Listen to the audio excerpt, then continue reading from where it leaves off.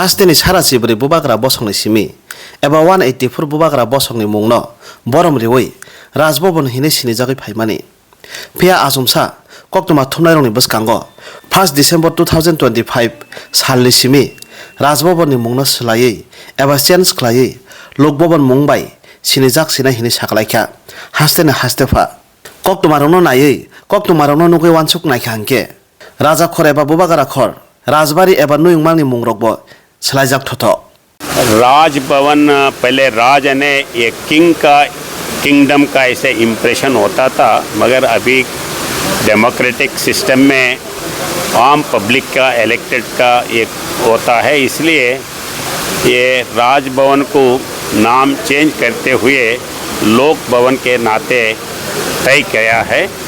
ये कल से इसका नाम लोक भवन होगा, ये तय करे हैं और इम्प्लीमेंटेशन कल से आएगा, 1 दिसंबर से आएगा। आम पब्लिक आ सकती है अंदर? हाँ, आम पब्लिक आने के लिए भी टाइमिंग्स फिक्स किए हैं, पहले भी मैं बोल चुका हूँ। वो कितने बजे कैसे आना ये भी फॉर्मेलिटीज डिसाइड करके वो भी आम पब्लिक को आने के लिए हम अलो करेंगे। Thank you sir.